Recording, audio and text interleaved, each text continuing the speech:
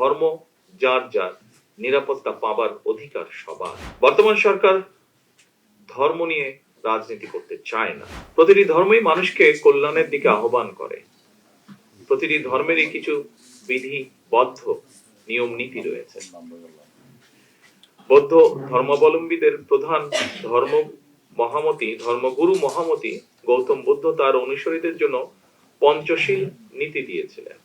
এই পঞ্চশীল নীতি হলো প্রাণী হত্যা না করা, চুরি, ব্যভিচার, মিথ্যা এবং মাদক থেকে বিরত থাকা, প্রেম, অহিংস এবং সর্বজীবের দয়াও বৌদ্ধ ধর্মের শিক্ষা। যেই কয়েকটি জিনিস এখানে অনুসরণের কথা বলা হয়েছে, এই নির্দেশনা প্রতিটি মানুষের জন্যই অত্যন্ত গুরুত্বপূর্ণ। আমি মনে করি রাষ্ট্রীয় বিধিবিধানের পাশাপাশি প্রতিটি নাগরিক যিনি যার ধর্মীয় নির্দেশনাগুলো যথাযথভাবে অনুসরণ করলে আমরা সকলে মিলে একটি মানবিক রাষ্ট্র এবং সমাজ নির্মাণ করতে পারবো। সুতরাং যাতে প্রতিটি নাগরিক প্রত্যেকে যে যার ধর্মীয় রীতিনীতি ও অধিকার বিধি বিনা বাধায় স্বাধীনভাবে অনুকরণ ও ভোগ করতে পারেন, এমন একটি রাষ্ট্র ও সমাজ বিনির্মাণ করাই হচ্ছে আমাদের সরকারের অন্যতম প্রধান দায়িত্ব এবং অঙ্গীকার। বর্তমান সরকার ধর্ম নিয়ে রাজনীতি করতে চায় না। ধর্মকে রাজনৈতিক স্বার্থে আমরা ব্যবহার করতে চাই না। অতীতেও আমরা তা করিনি।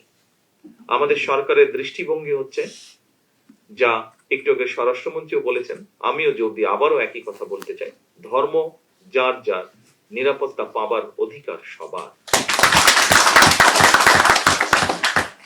ধর্ম বর্ণ নির্বিশেষে বাঙালি অবাঙালি, বিশ্বাসী অবিশ্বাসী সবাই সকল ক্ষেত্রে সমানভাবে ভোগ করবে, অধিকার ভোগ করবে, এটাই বর্তমান সরকারের নীতি।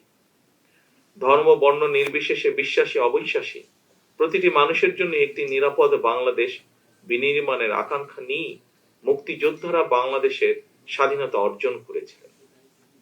মুসলমান, বৌদ্ধ, হিন্দু, খ্রিস্টান সবাই মিলে লাখো প্রাণের বিনিময় এই দেশটা আমরা স্বাধীন করেছিলাম। মুক্তিযুদ্ধের সময় কে কোন ধর্মের অনুসারী, কে বিশ্বাসী কিংবা অবিশ্বাসী, এটি কারো জিজ্ঞাসা ছিল না। কিন্তু তাই এই স্বাধীন বাংলাদেশ আপনার, আমার, আমাদের সকলের।